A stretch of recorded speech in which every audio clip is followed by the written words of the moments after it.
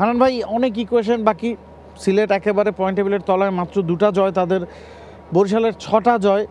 তবে সিলেট এখনও আসলে আউট অফ ইকুয়েশন না, যেটা আমরা অফেয়ারে কথা বলছিলাম। 3 ম্যাচ যদি তারা যেতে, তাদের পক্ষে আসলে পরের পর্বে যাও খুব করেই সম্ভব। বরিশালের সাথে জয়টা আসলে কতটা জরুরি তাদের টুর্নামেন্টে? এটা কিন্তু মজা যে শেষ পর্যন্ত অপেক্ষা করা। সেই শেষ পর্যন্ত মজাটা ডিপেন্ড করবে আজকে সিলেটের ম্যাচের উপর। কারণ সিলেট যদি আজকে জিতে যায়, তাহলে কিন্তু অপেক্ষাকৃত দুর্বল দল এই টুর্নামেন্টে 2টো ম্যাচ বাকি থাকবে, সেখানে অবশ্যই তারা ডিজার্ভ করতে পারে খুলনার সঙ্গে এবং চট্টগ্রামের সঙ্গে। বাট আজকের ম্যাচটা যদি রাজশাহী এবং চট্টগ্রাম, তো আজকে যদি আনফর্চুনেটলি সিলেট হেরে যায়, তাহলে টুর্নামেন্টে একটা টিম বলা যাবে যে টুর্নামেন্ট থেকে ছিটকে গিয়েছে। তো সেই জায়গা থেকে আজকের ম্যাচটা সিলেটের জন্য অনেক বেশি গুরুত্বপূর্ণ। ঠিক একইভাবে বরিশাল, আমরা জানি যে তারা টপ 2-এ থাকার জন্য ফাইট করছে। আজকের ম্যাচ জেতা মানে তারা কিন্তু টপ 2-এর দিকে আরেক স্টেপ এগিয়ে যাচ্ছে। এখন পর্যন্ত টুর্নামেন্টে 8টা ম্যাচ খেলেছে, ম্যাচও কম খেলেছে অন্যান্য অনেক দলের তুলনায়। সেই জায়গা থেকে বরিশাল আমার মনে হয় যে যোগ্য দল হিসেবে 1-2-এ থাকা ডিজার্ভ করে। But T20 cricket, you never know, মানে বরিশাল খুব ভালো ক্রিকেট খেলছে, সিলেট খুব স্ট্রাগল করছে। বাট স্টিল টিপু ভাই এখানে আছে, তারা অনেক কিছুই করার চেষ্টা করছে টিমের জায়গা থেকে।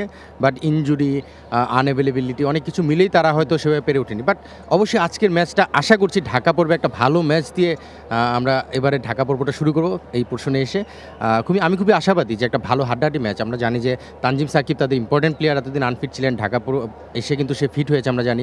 সো সব কিছু মিলে লেটস সি, আমার মনে হয় যে খুব ভালো একটা ম্যাচ হবে। তবে আজকের ম্যাচের অনেক কিছু ডিসাইডিং ব্যাপার থাকবে, সেই ম্যাচটা দেখার পরে আমরা ডিসাইড করতে পারবো আসলে।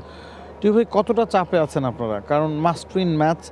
আমরা যদি দেখি, সিলেট শুরুর 2টা খেলা খেলেছিল রংপুরের এগেনস্টে, এরপরে বরিশালের এগেনস্টে, এবং টপ 2টা টিমের সাথে প্রথম 3টা ম্যাচ হারের পরে আপনারা ব্যাকফুটে গেছেন, কামব্যাক করেছেন, আবার হেরেছেন।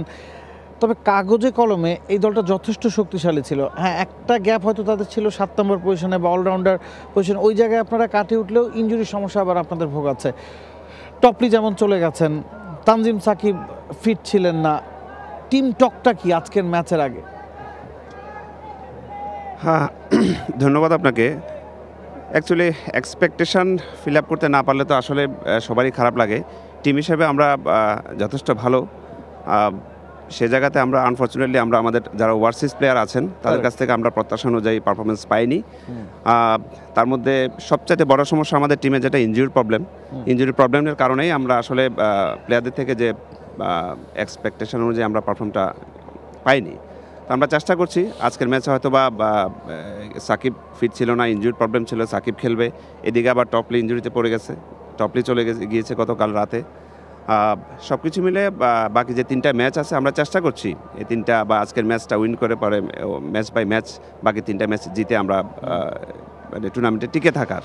যদিও কাগজে কলমে বা সমীকরণে অনেক কঠিন, তারপর আমরা চেষ্টা করছি টিম হিসেবে টিকে থাকা। বাংলাদেশ প্রিমিয়ার লিগ 2025, 7টি দলের জমজমাট লড়াইয়ের মাধ্যমে পুরো দেশ দেখতে চোখ রাখুন টি স্পোর্টস নেটওয়ার্কে।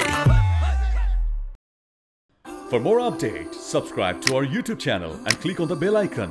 Follow us on Facebook and Instagram. Download T-Sports app to enjoy exciting games and highlights. Visit tsports.com.